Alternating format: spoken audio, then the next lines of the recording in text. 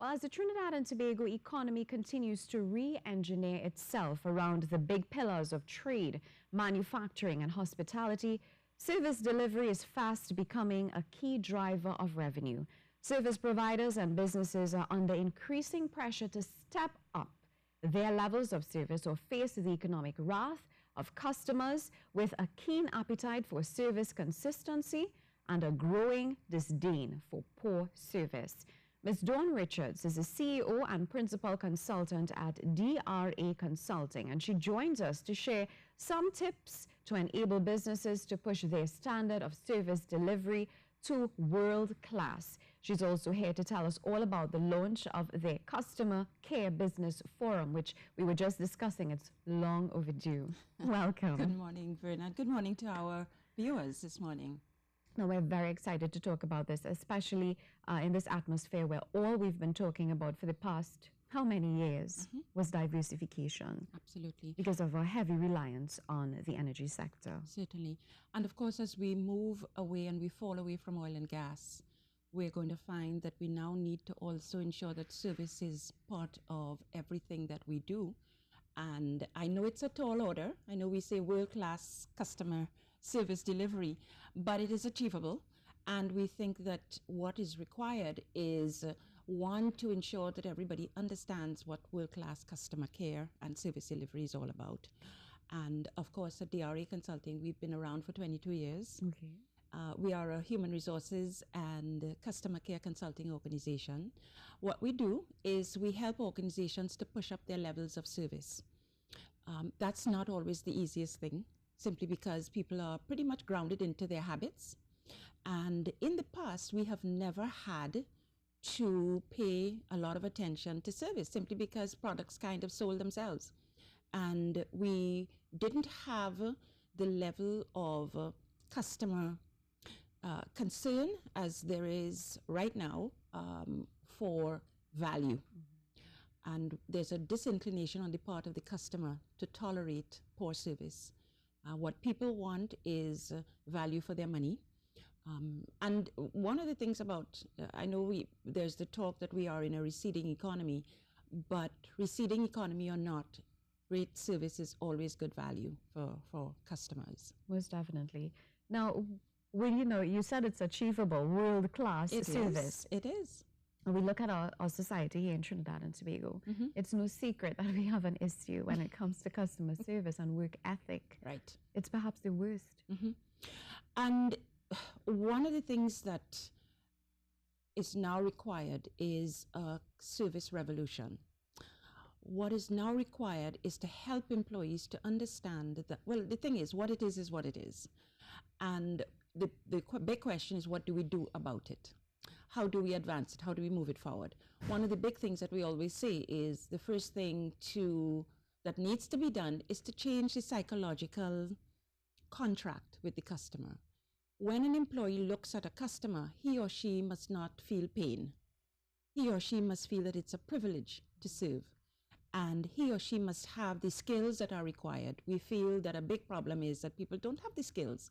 And a big part of that service personality makeup is the ability to self-manage.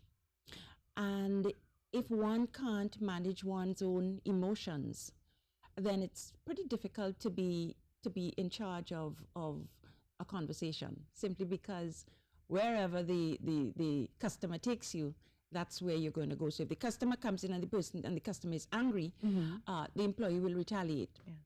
Not all the time, but sometimes. With the tools that enable the employee or the service provider or the service representative to remain calm, to be able to navigate the conversation to a harmonious end, then it means that everybody wins. And so one of the big things is, how do we train our employees to become eager to serve?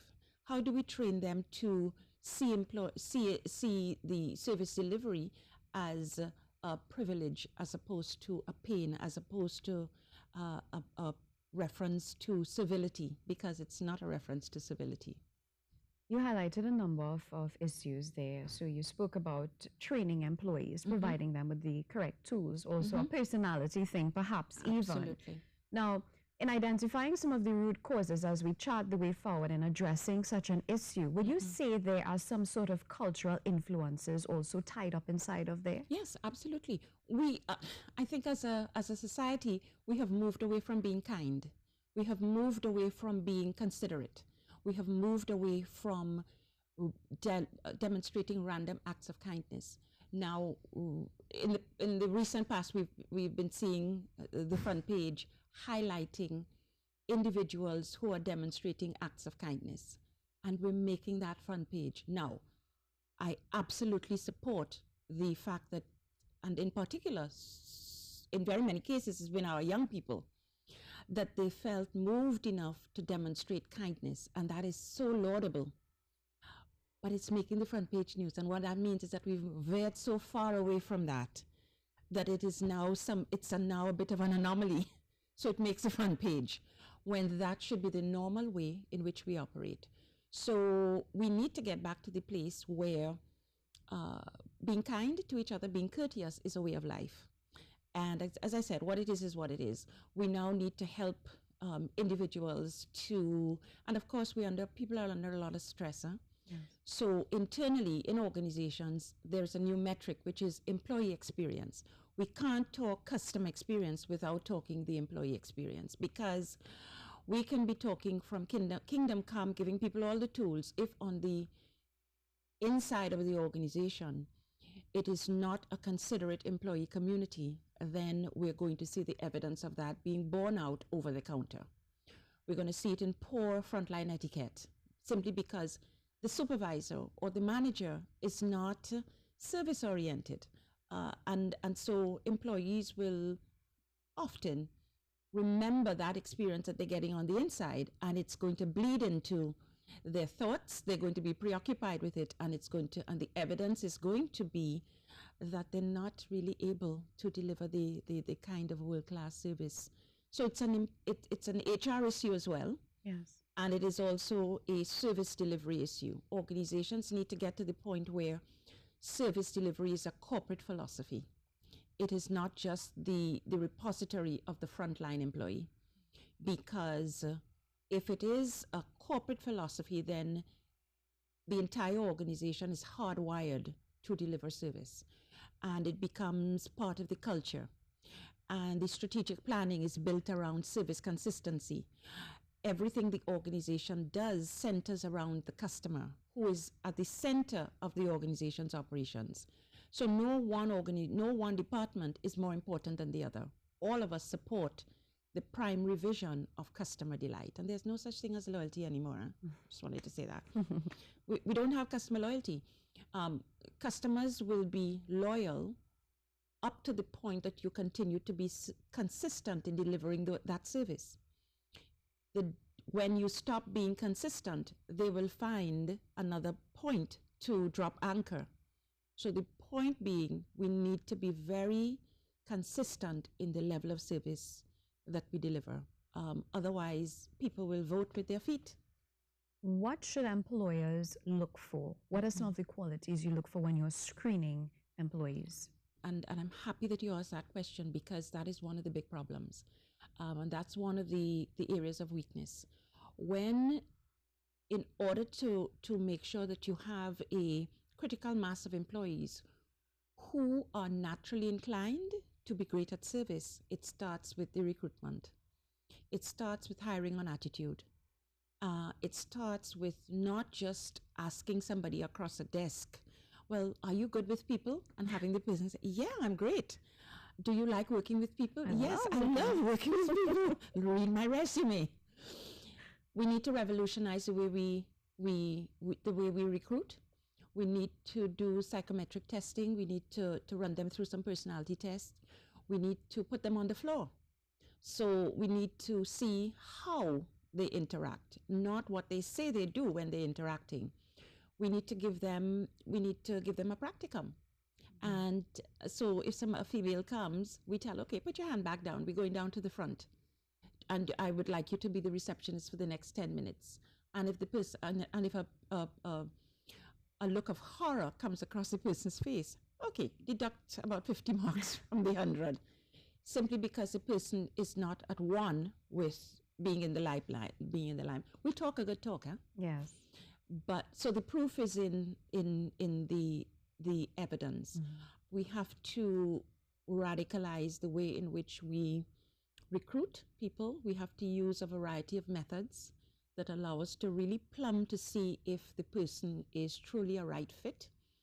And then we have to keep an eagle eye over them when they actually are onboarded. The other thing that's crucial is organizations, again, if that person is coming into an organization that is wired around a corporate philosophy of service delivery, then you're going to have a handbook where the person is given a handbook and told, here's how we do things around here when it comes to the customer.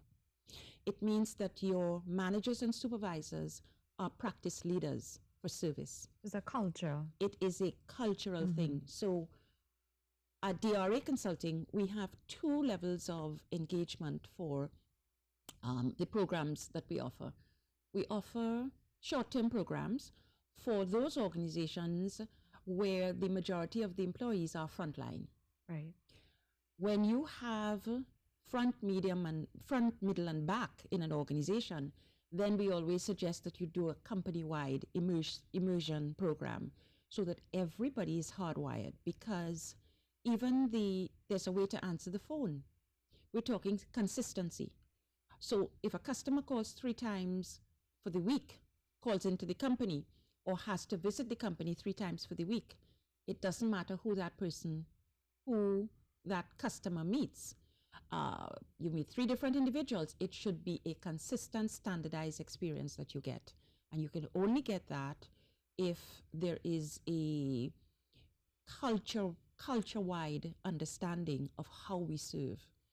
So there's a lot of invisible work that goes into it before you get the kind of experience that you get with some of the foreign companies, where you get wow service.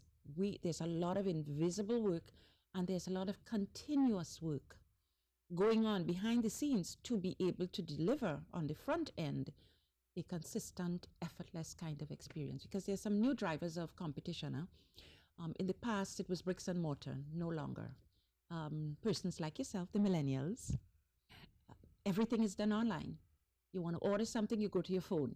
You want some food, you go to your phone. You want to find out, okay, where are my friends? Go to your phone. So it now means that the drivers of competition have to do with speed, time, urgency, personalization of the experience, and ease of doing business.